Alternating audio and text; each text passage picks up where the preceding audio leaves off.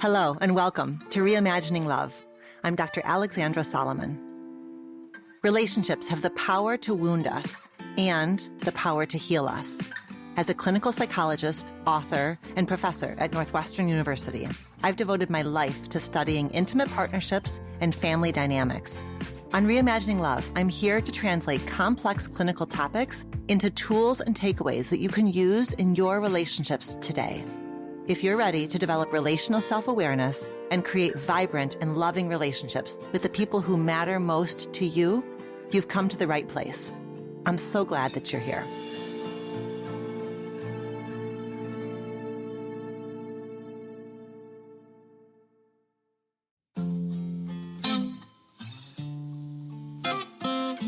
Welcome to another episode of Reimagining Love. I can't wait to dive in on today's topic, which is about gathering for the holidays. We're going to focus specifically on boundaries, on conversation, and family dynamics. But I wanted to start by first sharing two of the reviews that have come in of our show. And these reviews mean a ton. We are still in the early phases of this journey together. And so your feedback and your encouragement matters so much to me and to my team. So here are two reviews. The first one comes from Sunshine515, who wrote, Alexandra Solomon brings such an authentic human perspective to relationships, and she helps me shift the focus from how I can change my partner to looking at myself. Love the conversation with Esther Perel, especially in these challenging times where boundaries and spaces are disrupted. Can't wait for the next episode. Thank you, Sunshine515. And the other review that I will share is from Krista Tippett, who wrote, Dr. Alexandra Solomon is one of my favorite professionals and people. In my quiet moments, I imagine what it would be like to be her student or friend. I'm delighted that I get to live vicariously through these conversations and friendships that she will have on here. I'll take what I can get. All my blessings to this podcast. Thank you, Krista Tippett. Even though those reviews make me blush a little bit, I wanted to share because it just matters a ton. So let's get going on our topic because it's a big one and we've got lots to explore here together. It was years ago that spiritual teacher Ram Dass said, if you think you're enlightened, spend a week with your family. And I have a feeling that this year's holiday season, perhaps more than any other one, is going to stress even the most enlightened, evolved, relationally self-aware among us. Why? Why would that be? Well, I've got 4 reasons, and I bet you may have some to add to my list. The first thing I was thinking about is that we're exhausted. We've got fried nervous systems. To be alive during a global pandemic, which we are now many, many months into, means that our systems are pretty well wrought, right? We've got decision fatigue. We have been sitting with our own and our collective grief. And so we go into this holiday season, or we're moving through this holiday season with our buckets somewhat empty. Second thing is that there is heightened polarization and tension and a sense that we exist in our individual ideological silos. And that's not new this year, but it is ongoing and it is unresolved. And we will talk specifically in this episode about the sort of siloing and polarization, specifically around vaccine status. Gulp. The third thing is social atrophy. So we are social creatures by nature, but a lot of us have been tucked in for a long time, and we have been away from gatherings and schmoozing and parties and coming together in those ways. Even if we've been perhaps social at work, it's different. So for many families, it's going to be the first gathering in nearly 2 years. And if nothing else, there is the potential for sensory overload. Just having your body around lots of other bodies, it's a lot. It's a lot. And then the fourth one is that many of us are traveling through this holiday season with a new relationship status. So we don't have a ton of data yet about relationship status changes during this particular pandemic, during the COVID pandemic. But we do know from earlier research that when there is a community level crisis with a prolonged recovery, the research has shown that you see an increase in both marriages and divorces. So tons of transition, right? A crisis is a turning point. So people are likely to be transitioning both into and out of relationships. And so for many people, this may be your first holiday season, separated, divorced, broken up, or perhaps your first holiday season with a new family system. It's a lot, and these four factors amplify and feed each other. I think it's important, given all of that, that we do as much as we can to specifically name when we are gathering that this is a regathering. This is a coming together after a break. This is a point that the magnificent Priya Parker made in a recent conversation she had with Krista Tippett on Being, and we will link that interview in the show notes because you really should check it out. But being explicit, whether that's, when you send your Evite, really actually calling your party a regathering, a reunion, a 2.0, where you're acknowledging it, because I think that which can be named can be tamed, right? That's one of the things that therapists love to say. When we name the thing, the dynamic that's happening, it just helps us all feel a bit better about it. As I was getting ready for this episode, I did something that I do from time to time on my Instagram, which is I did a little survey of my Instagram audience, which is a global audience of nearly 200,000 people. And I do this sometimes when I want to put my finger on the collective pulse, so to speak.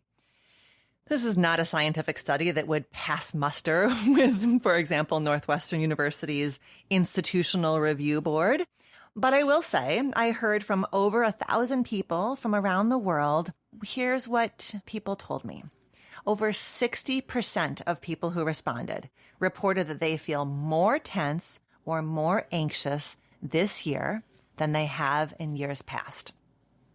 Almost 60% of people reported that this year's holiday gatherings are going to look different than prior years.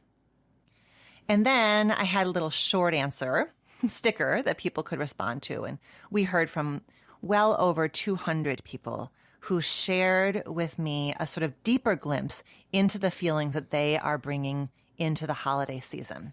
And my team and I analyzed these results. We did sort of an informal qualitative factor analysis, meaning that we grouped all of these responses into themes. Like we kind of looked at which responses kind of hung together. And again, not scientific, but does give us a sense of kind of like what's going on, like a little bit of a report from the trenches, if you will. We found 6 major themes that emerged from the data, and I'm going to share them with you, and I'm going to share them in order from the most common, like kind of the biggest theme, to the least common theme. As I talk these through, I invite you just to notice which ones capture your experience or the experience of the people around you. And my hope in sharing this data is that you're going to feel validated, right? It is far easier to struggle when you can remember that you are far from alone in your struggle. You ready? Here's the 6 categories. The number 1 theme was just people naming negative feelings. People shared words like sad. It's a time that reminds me of what I don't have in my life. Anxious, tired. The word dread was used more than once. Ambivalent, weird, scared, nervous, blah. Theme 2, which goes back to something I was saying a moment ago. Theme 2 was people naming that this is a year of firsts. Some people talked about new traditions. This Christmas is weird because it's going to be at my sister's house and not at my parents' house. This is my first holiday separated, my first time spending the holidays as a single person. Many people named this is the first holiday since a loved one died. We lost a few family members this time last year, so this holiday season will be different. Lonely, I lost my partner this year, so that idea of the first holiday without somebody special. And then another theme that kind of came up in this category of a year of firsts were people naming this has been a time of personal transformation and growth. So in some ways, I'm going into this holiday season feeling like a bit of a different person. Somebody, for example, said, I'm going into this holiday season feeling more peaceful after setting some pretty firm boundaries. Theme 3 was people just naming family complications, dynamics, like I'm dreading family that talks politics nonstop. And more than a couple of people named that they miss the COVID excuse. For example, somebody wrote, it was actually a relief last year not to be able to travel to family. It was a break financially and time-wise. So if you have been having that thought of part of you missing the simplicity of a lockdown holiday season, you aren't alone. And the Buddhists remind us that there's a first arrow and a second arrow, right? So the first arrow is that part of you that feels the truth, right? The part of you that holds on to like, ooh, I'm kind of missing the simplicity of not gathering. And then the second arrow is where our suffering comes in, which is when we layer onto the first arrow, that like part of me that misses the simplicity, we add that second arrow, which is the judgment. Like what kind of a person feels like that? Or a good person should feel happy to gather for the holidays. So hopefully by sharing that part of the data, what you will feel is just like that sense of relief that comes from, oh, I'm not the only one who's feeling this way. Okay, theme number 4, emotional both and. This sense of what my son Brian calls MEMS, multi-emotional moments. Lots and lots of us are having MEMS. Things like, I want to enjoy and feel happy, but I'm worried it will feel stressful and disappointing. Or, it's the first Christmas with my boyfriend's family instead of my own. I feel sad, but I know it's necessary. Or, as a single mom, the responsibilities fall on me. I feel a mix of exhausted and hopeful. I love how common that theme of the emotional both and was in this data because that's the holidays, right? We feel lots of things all at once, and our best and bravest work is to resist the urge to foreclose on one emotion or another emotion. We get to bring our mem with us. Our multi-emotional moments get to come with us into our family gatherings. Theme 5 was about pandemic unknowns and logistics, right? Just all that decision fatigue. I'm excited, but I don't know how to make changes so that people feel safe. I'm finding it difficult to look forward to or plan anything because I'm afraid that things will get canceled again. And then theme 6, which I'm so glad this theme was there, was just people naming positive feelings. I feel grateful. I get to spend time with my family compared to last year when we were all separated. Or I can't wait to see and hug my family that I haven't seen in more than 2 years. This data confirmed for me that I really wanted to take some time and huddle up with you and talk about how to gather for this year's holidays. So here's our plan. We're going to go into the belly of the beast. I want to spend a little bit of time just talking explicitly about the sort of 6,000-pound gorilla in the room, which is the impact of vaccine disagreements on gatherings. Then I want to talk about some general guidelines for gatherings, some things I want to invite you to keep in mind. Then I want to name some specific strategies for courageous conversations. If you do decide to kind of go deep when you gather and talk about the hard stuff, let's give you some strategies for bringing into those conversations. And then I want to do a little bit of reminders for intergenerational conversation, how we talk across generations, which is one of the coolest parts about the holidays, right? It's coming together across generations, but maybe some things we want to keep in mind for those conversations. Okay. Whew, belly of the beast. Let's talk about the vaccine, not vaccine situation. You know that I pride myself in being unafraid of hard conversations, but this is a really tough one. Here's what I know for sure. Many, many of our family trees are made up of vaccinated branches and unvaccinated branches. And I have heard from lots of people about family gatherings that are only this year going to include those relatives who are vaccinated. So the debate itself creates emotions of fear and anger, right? Those tend to be the predominant emotions around this debate. Because I am a relationship specialist, I want us to stay with the emotions and the relational dynamics. So I want to invite you to dig a bit deeper, see what happens when you peel back the layer of fear or anger, and see if you can tap into the feeling of grief. And that grief is in part just simply grief that our reality is what it is, that we are all currently attempting to survive a global pandemic. That's grief. There's grief in the reality.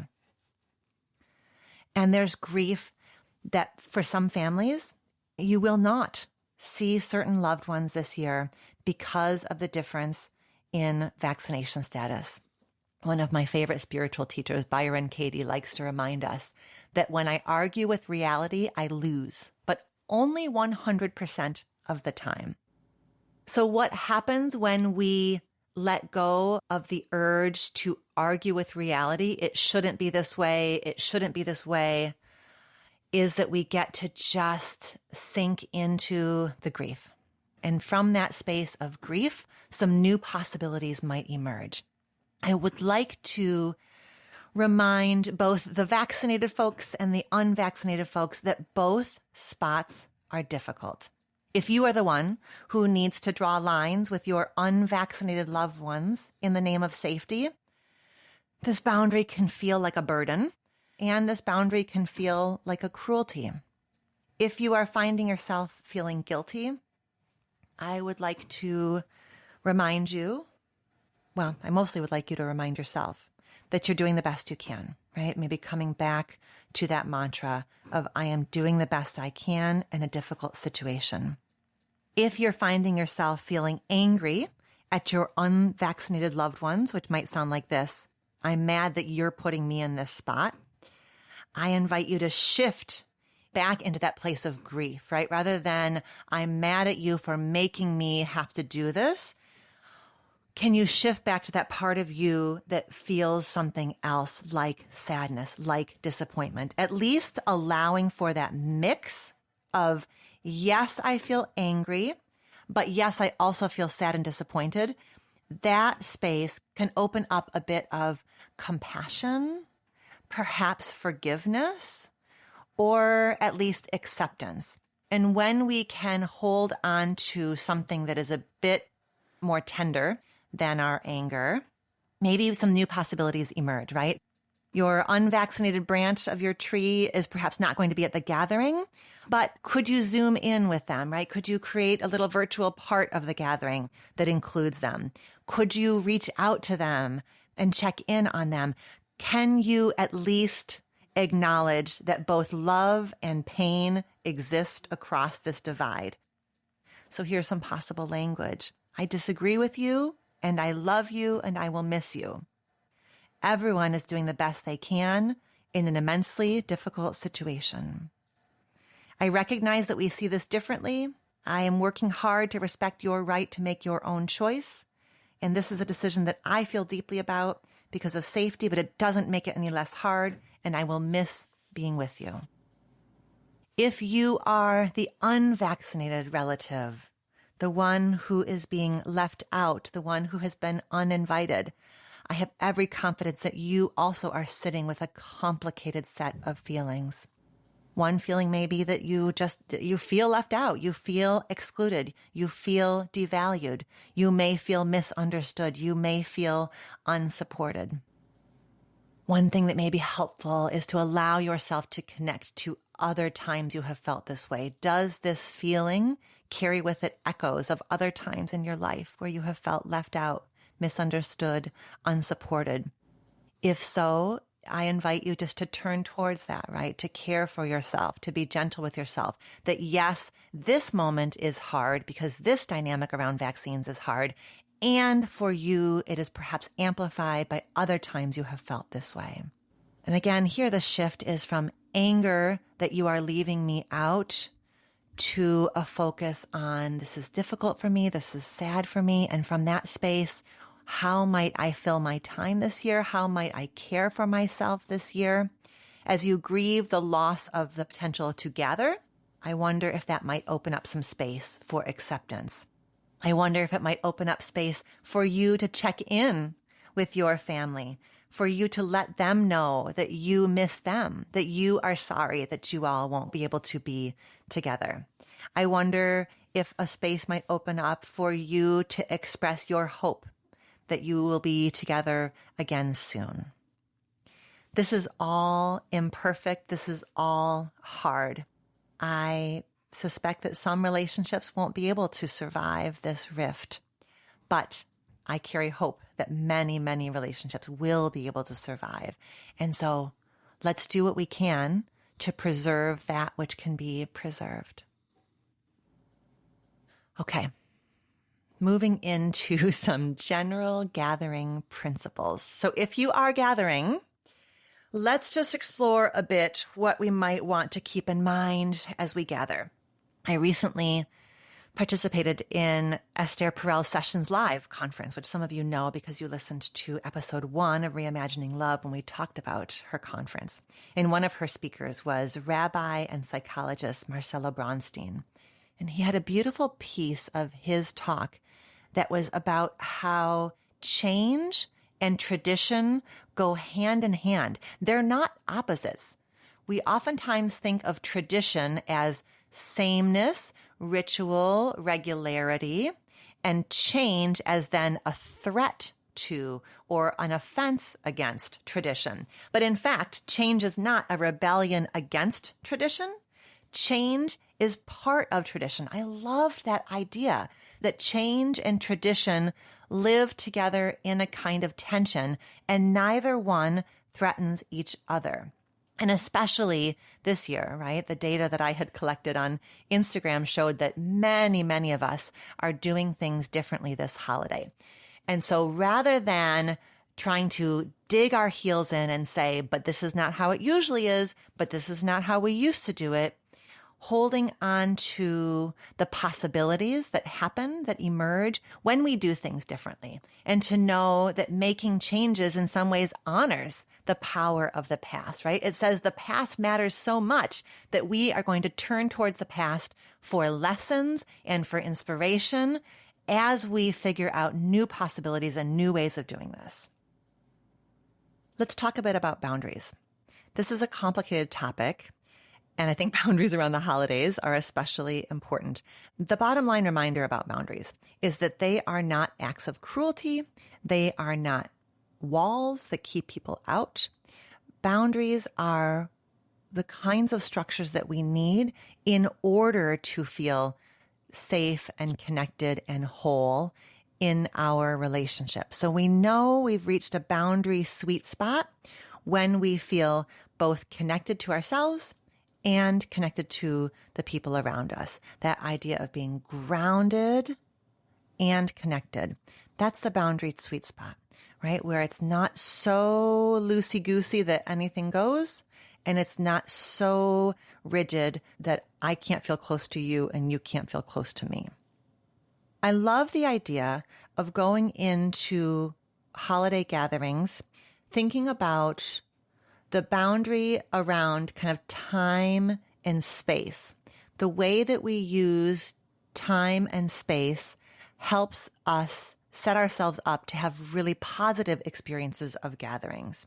So a question I invite you to sit with is, what is the duration of time that you can show up for this family gathering with an open heart? What is that sort of turning point when you go from glad to be there to irritated to be there? And that's something you may want to think about before you go in, that sometimes a bit less is more, right? Knowing that you're going to be there for X amount of time. And in fact, just sort of that declaration, whether it's a declaration within yourself or a declaration with the people you're gathering, is this idea of I'm going to be there from 6 to 9. That if you know that going in, like that's a kind of boundary. That's a way that you say to yourself, I'm not stuck. I'm not trapped. I'm not obligated.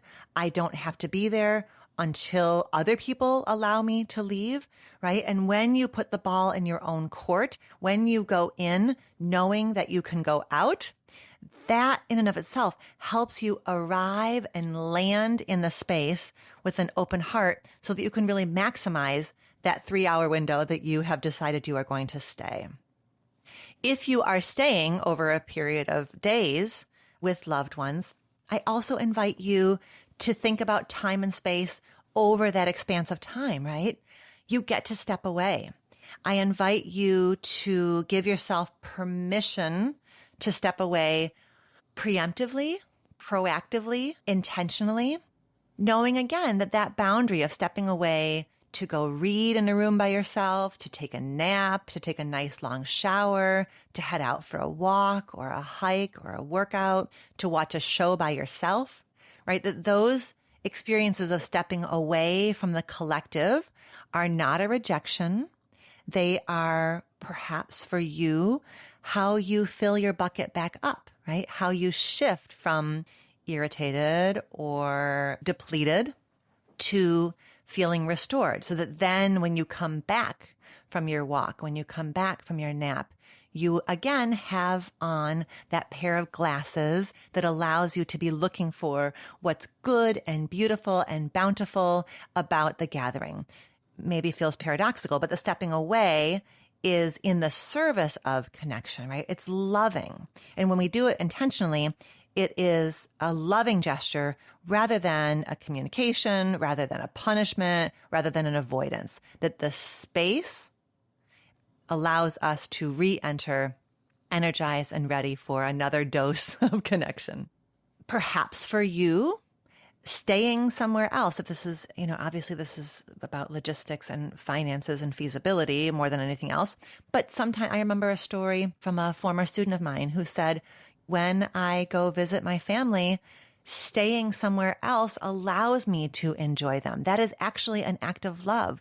Staying somewhere else is in the service of my relationship with my family, right? And so if that's your truth, that you do better, you will enjoy yourself more and your people will get to enjoy you more if you've stayed somewhere else, then remember that you're adding space actually to create intimacy. Let's talk also about the fact that, I mentioned this before, we're living through a time of sort of collective emotional dysregulation that comes from 19 plus months of sustained crisis.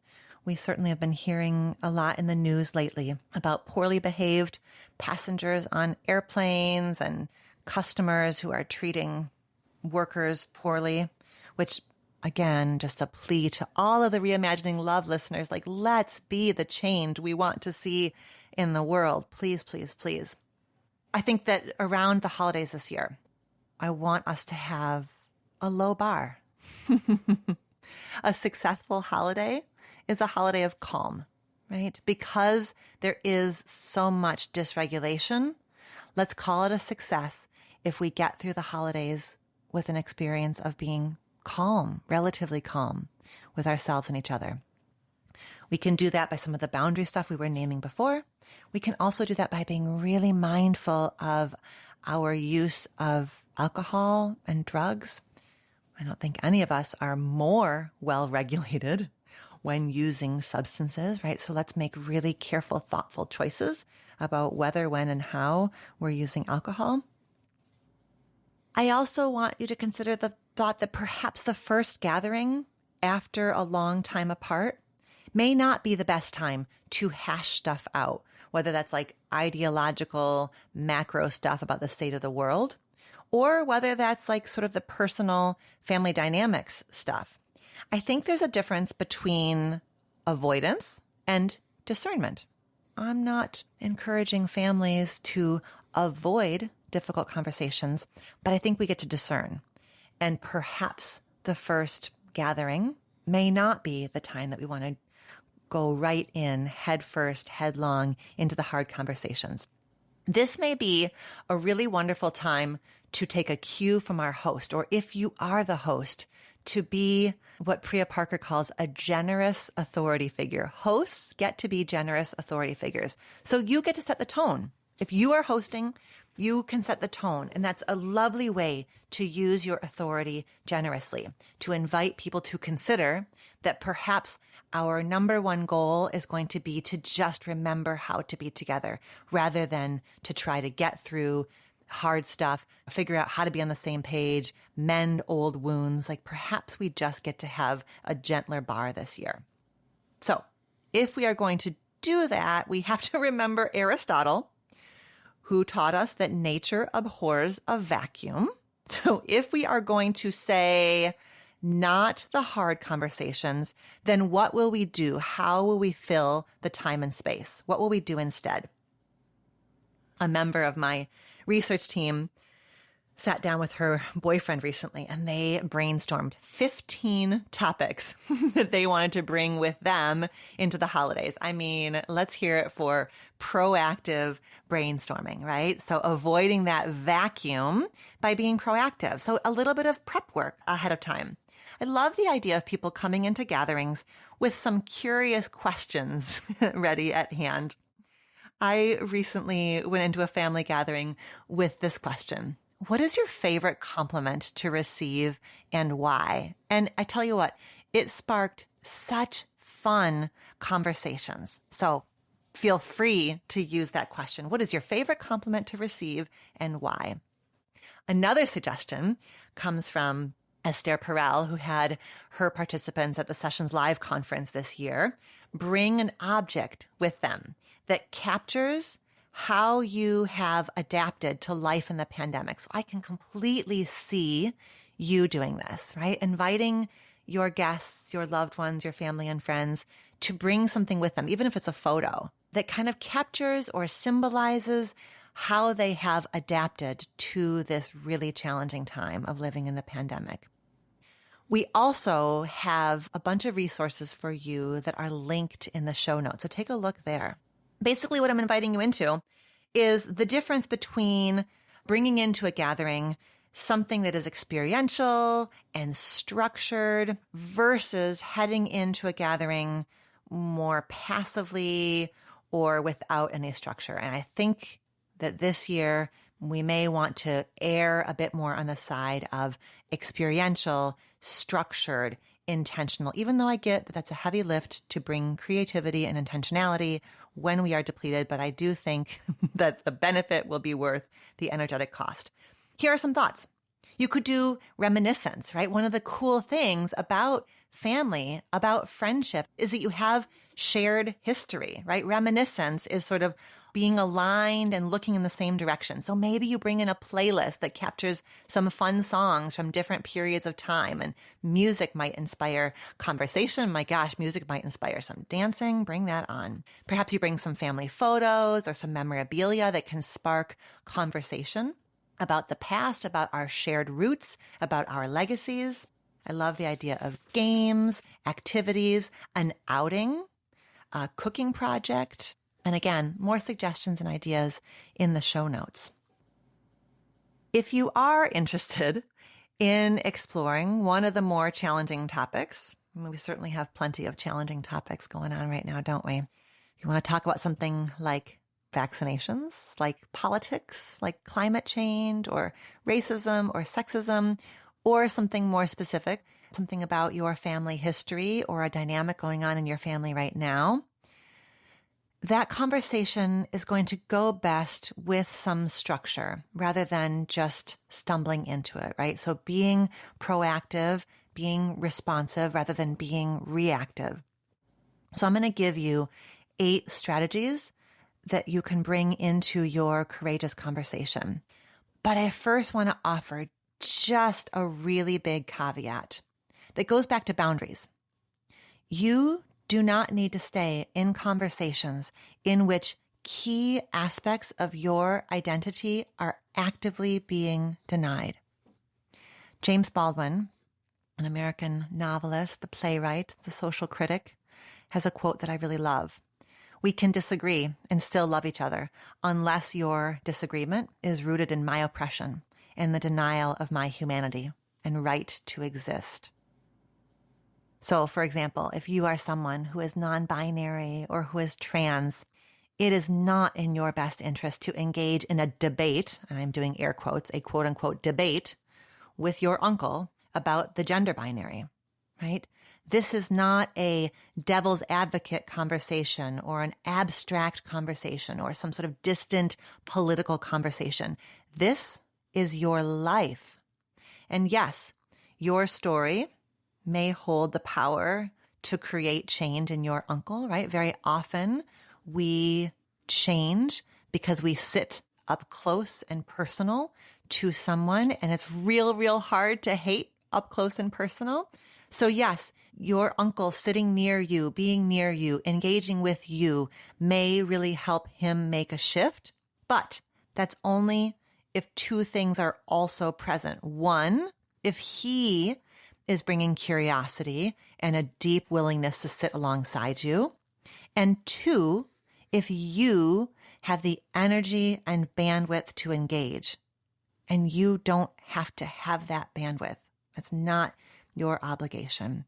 This is, in fact, a wonderful place for allyship, right? We've been talking a lot this last couple of years about what it means to be an ally. So perhaps you've got some cousins who have told you, they've been talking the talk, that they are allies. Okay, well, maybe they get to walk the walk, right? Who are your allies? Who has your back? And how can you care for yourself? And perhaps you can just send in your allies to engage with your uncle instead of you. This is your life. This is your lived experience. This is not some distant, abstract conversation. So, caveat given, here are 8 strategies that I want to invite you to bring into your courageous conversations, if you so choose to have them.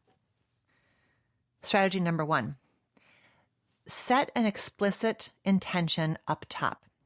Therapists like to call this like going meta, right? So talk first about talking. It may sound like this. Our intention in this conversation is deeper understanding. Our intention in this conversation is being curious about some potential areas of common ground. Our intention is not changing each other's mind.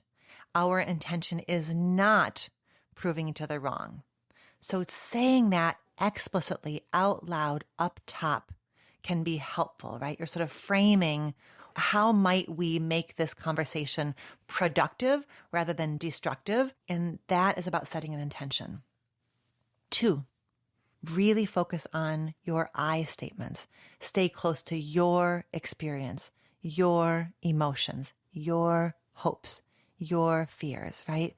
Staying located in those I statements can be helpful and can keep us from getting into that like mutual finger pointing that only increases distance and division. 3, watch your nonverbals.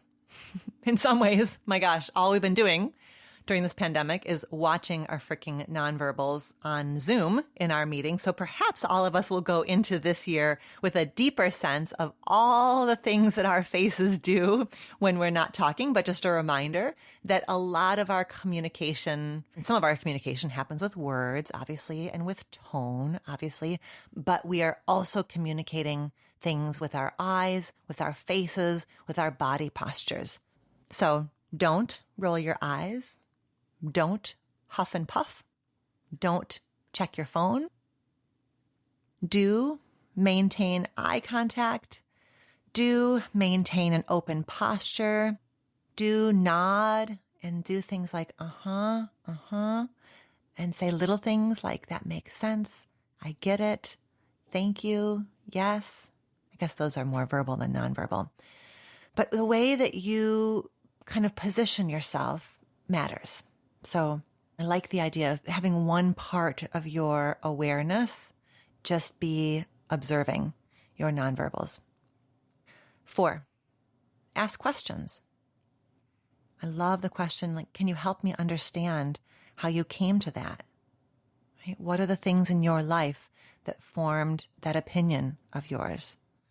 If we could commit to more questions than statements, that will really help the conversation move along. 5, listen and reflect back. Therapists love to say, we have 2 ears and 1 mouth, right? Perhaps more listening, less talking. And there's something called listening with the third ear. Very often we are listening to respond. So while you're talking, I am focusing my attention on what I'm going to say back to you, how I'm going to debate you on that point, how I'm going to prove myself to you. I really want to invite you to instead listen with a third ear, listen to understand. So while the other person is talking, what if you imagine that your only job on earth is just to understand, just to try to put yourself in that person's shoes, just to kind of locate your attention in their lived experience. And I certainly hope that they will do the same for you. And if each of you are doing that for each other, it's going to be an entirely different conversation. So less listening to respond and more listening to understand.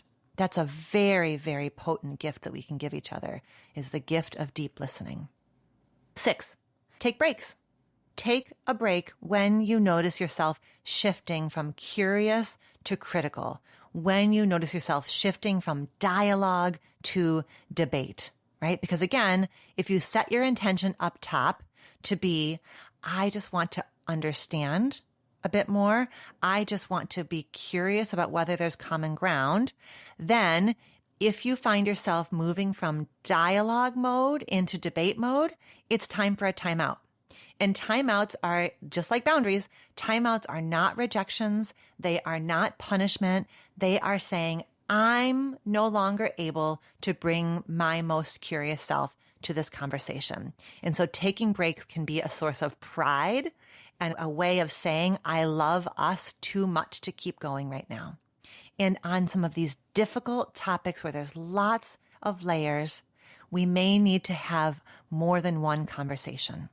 And let's just be gentle with ourselves and each other about that. 7, highlight common ground when you come upon it. When you hit a point of like, yeah, no, I get that.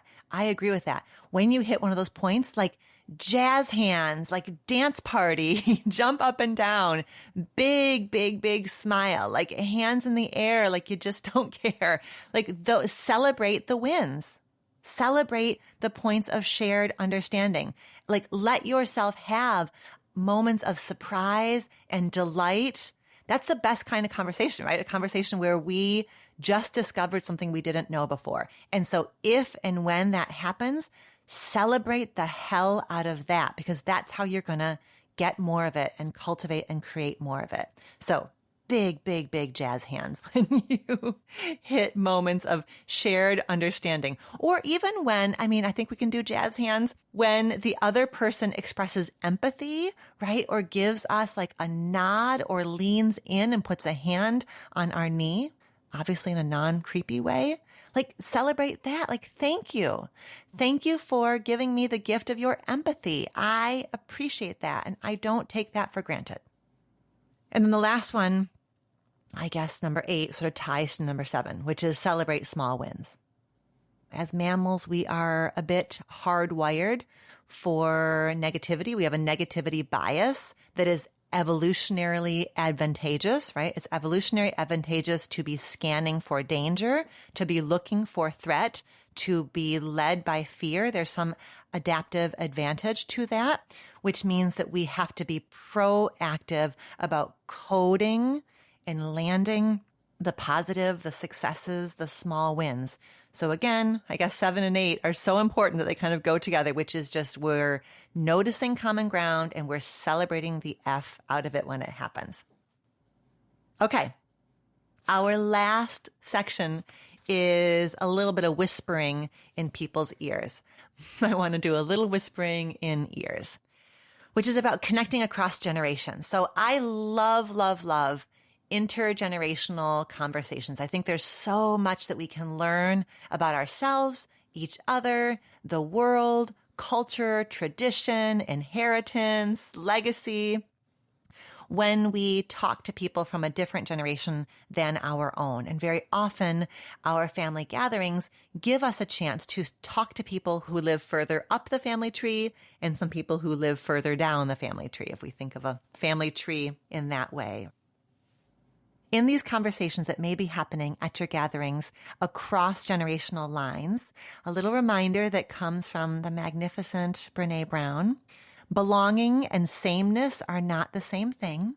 And certainly when it comes to intergenerational conversations, we can't possibly be the same because we actually literally, by the fact that we are from different generations, we literally grew up in different contexts. So we cannot be the same. So we must belong based on something deeper and more anchored than sameness, right? So belonging is actually about showing up as ourselves and appreciating the differences that we bring in. A line that I love that you may have heard me say before is that none of us can be understood outside of our context. And when we're talking about intergenerational conversations, we have that easy, obvious context of the generational frame that we have to keep our loved one in, right? And a reminder that one thing we all have in common, no matter our generation, no matter our age or stage of life, is that we all desire that sense that we are seen, heard, and understood for who we are. So here's me whispering in the ear of the older generation. If you are one of the older generations and you are connecting with somebody from one of the younger generations, I want to remind you that curiosity goes further than advice, that we really ought to only be giving advice when we are asked for advice. And I think that that's one of the things that can happen when older folks are talking to younger folks, is older folks can feel like they need to advise and guide the youngins. Just a gentle reminder that I think that the younger generation is going to be far more interested in your curiosity and your enthusiasm and your appreciation of them rather than your advice for them. And in fact, side note, this generation, a younger generation, is growing up with an entirely different set of challenges that you, in fact, may actually not be able to know what's best for them, right? So your humility is actually a huge asset here, and your curiosity and your investment and your love are far, far bigger assets than your advice. And then I'm just going to go ahead and say it. Especially if you are someone in the older generation, there are some things that just across the board, the younger generation does not want to hear about from you. And these are things like, by and large, the younger generation does not want to hear your commentary about their relationship status, whether that is single or partnered. Just to talk to somebody about their relationship status can feel quite threatening. Again, a reminder that many people are going into their gatherings with a new relationship status.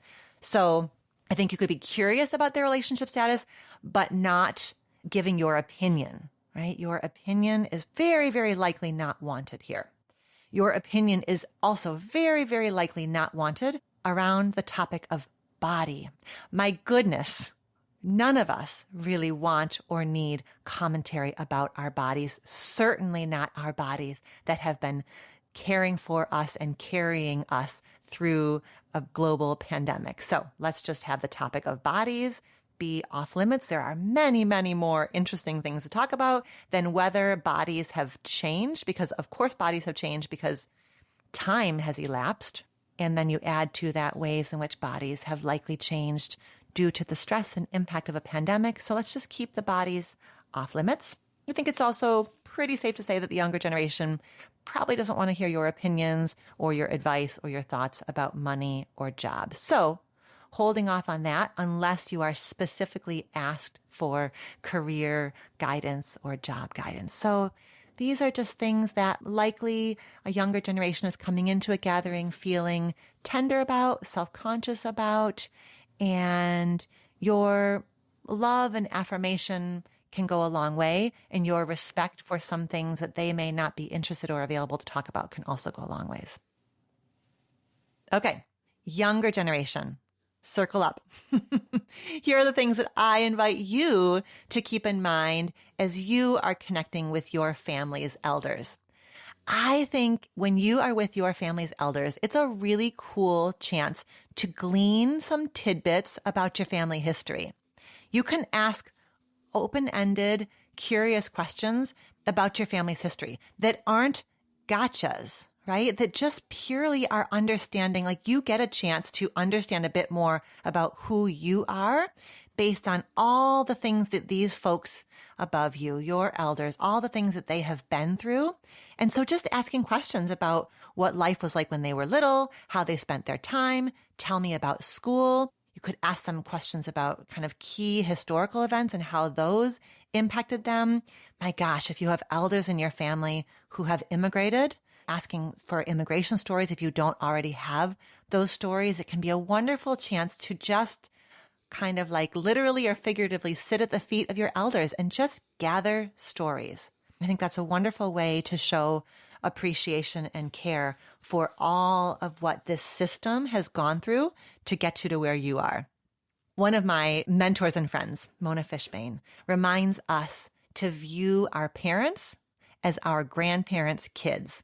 So you may want to keep that in mind as sort of an intention as you go into your family gathering, just to set an intention to view your parents as your grandparents' kids. If we bring that lens in, we can see actually how far our parents have evolved given the challenges and limitations and complexities of our grandparents' generation. So kind of framing your parents as their grandparents' kids can open up a channel of empathy and compassion. I invite you, younger generation, when you go into this gathering, to just put on the pair of glasses that helps you look for signs of progress, signs of shift, moments of sweetness, right? If you go in with your eyes focused, your lens focused on what's possible, what's bountiful, ways in which your parents or your elders are a bit different than they used to be, in some good ways, like looking for kind of those positive shifts. I think that's, again, like a way of combating that negativity bias that we're at risk of bringing in. And the more that you approach them with your eyes on big, expansive appreciation, then I think the more that you are likely to get that in return. And just remembering that that's actually what we all want, right? We all want that sense of like, I see you and I'm so, so glad that you're here. And the final thing that I want the younger generation to keep in mind is you aren't little anymore. There's nothing that holds the power to create a sense of emotional regression inside of us like a family gathering, right? That's that Ram Dass quote from the beginning. Like, you think you're evolved? Go spend a week with your family. When you are with your family, when you are with your elders, there is no way you're going to avoid that feeling of like, I'm young, I'm little, I'm silly, I'm whoever my family used to tell me that I am. But I want to remind you that you aren't little. You get to go into this gathering with all of the hard-fought gifts and talents and skills and pockets of resilience that you have cultivated for yourself. And you have nothing to prove. You don't have to go in and prove that to people, but it's real important that you remember your own sense of agency and autonomy and the victories that you've created in your life. And so you go into the gathering with all of that. Okay, we have covered a lot of ground. The bottom line here, no family is perfect, no gathering is perfect, and this context is hard, even for the most loving and connected families. So I really just want to normalize that. And a reminder of setting gentle expectations for yourself. That there's, even though media sends us these images of these idyllic, kind of like very aesthetic, visually appealing, perfectionistic holidays, there is so much magic and beauty in the mess. So if nothing else, let us take ourselves lightly, let us find humor in the imperfections, and let us practice gratitude for what we do have. And thank you so much for taking this time to be with me.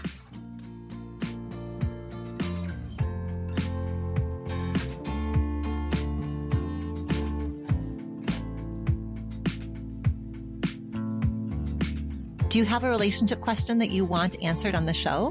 Visit reimagininglove.com to send in a written or audio question. Questions can be about intimate partnerships, family relationships, friendships, you name it. If you're looking for more love and relationship content, you can find me on Instagram at dr.alexandra.solomon or visit my website, dralexandrasolomon.com, where you'll find my blog as well as the Intimate Relationships 101 e-course based off of the popular class I teach at Northwestern University.